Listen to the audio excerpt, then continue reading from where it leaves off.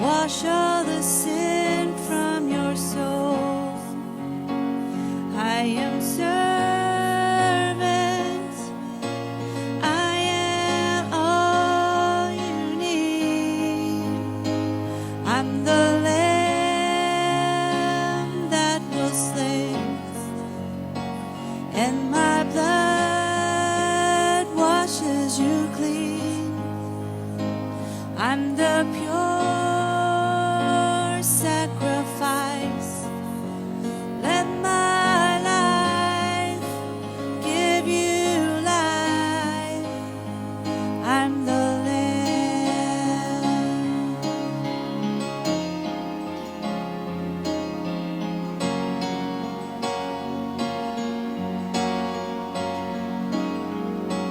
I am the bread broken for everyone. I sustain you. Drink from the cup. It is my blood shed for all. I'm redemption. I am all you need. I am everything. I'm the lamb that was slain, and my blood washes you clean. I'm the pure sacrifice. Let my life give you life. I'm the Lamb.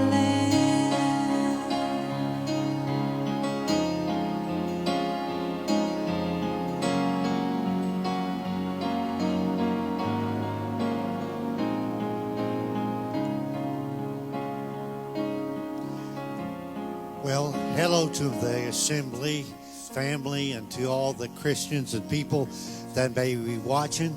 I hope that you're having a magnificent, glorious Easter season. And as we come to you, we want you to know that God loves you, that He's watching over you, and that He's caring for you. And that Easter is not all about candy, egg hunts, or ham and potato salad. But we worship Easter because we're celebrating the greatest miracle that has been and ever will be, the resurrection of our Lord Jesus Christ. Now, I'm going to talk to you about the Lord's Supper, and we say that we do this in remembrance of Him. The Lord's Supper, which is actually called the Last Supper that Jesus had with His disciples before He died. And there's three things that we need to look at before we actually take communion. Number one, we should look back. We should look back in remembrance of the Lord, who loved us so much that He went through unspeakable beatings, and that He did it because He loved us. The broken bread reminds us of Christ's body given for us, taking all of our sins upon the cross. And because He took all of our sins, we no longer have to bear our sins, for our sins are paid in full. The cup reminds us of His blood that was shed.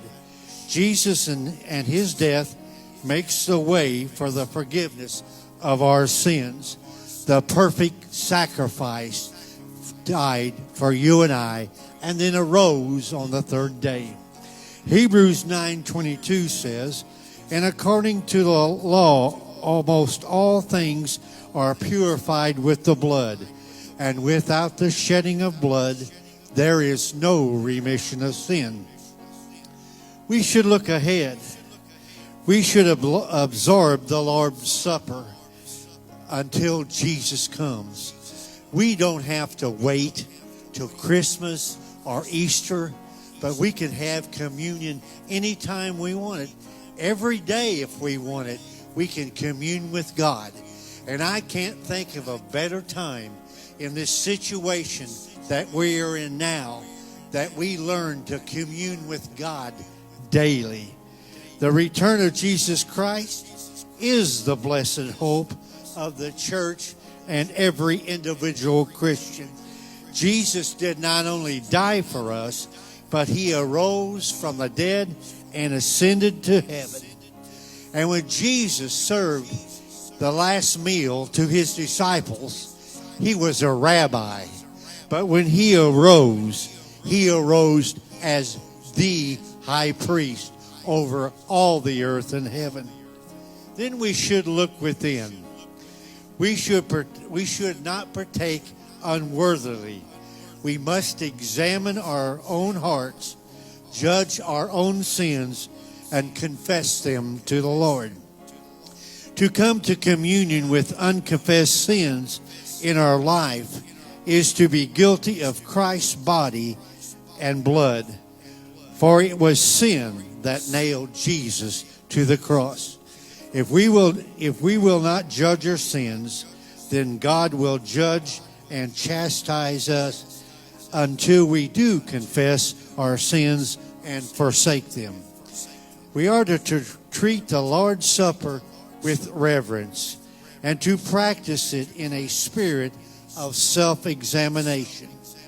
Take a moment and ask God to forgive you of any sins.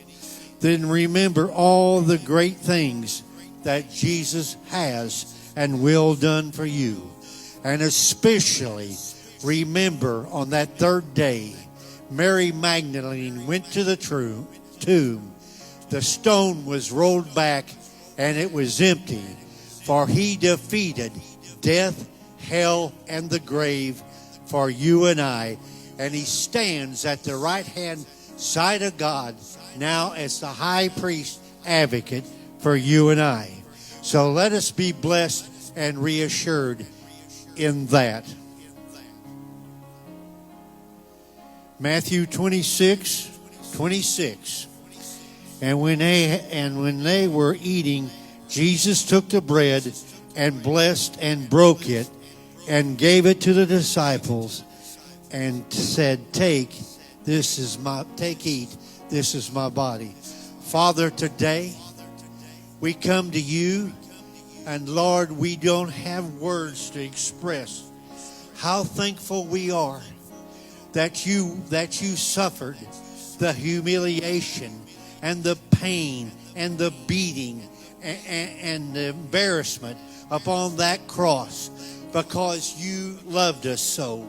We know that you could have called 10,000 angels to come and deliver you, but you died because we loved you.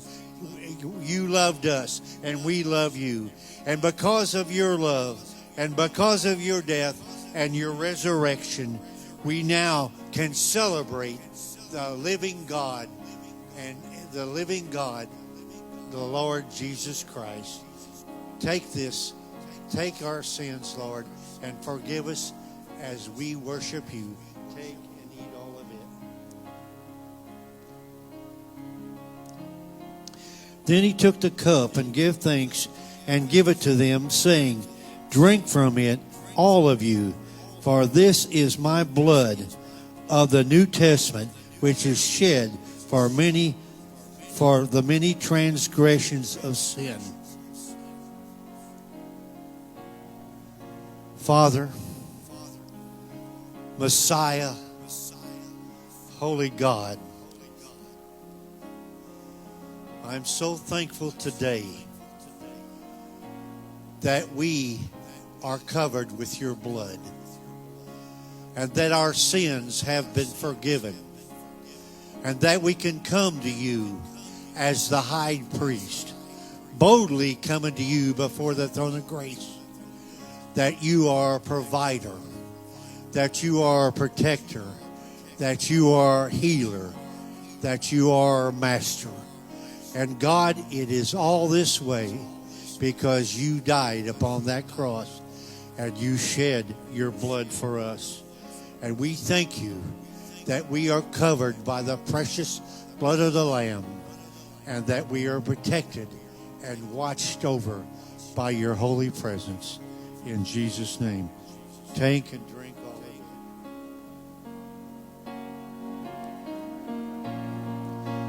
it. Be blessed in Jesus' name. And remember, we have the God of all gods, the risen God, the glorious God, the powerful God. And in the name of Jesus, we are more than conquerors. We are overcomers. And remember what Jesus did on earth. The name of Jesus allows us to do the very same things. So be blessed, be comforted, be reassured, and may God bless you financially. May He fill your cupboards, and may your bills be paid. In Jesus' name, amen.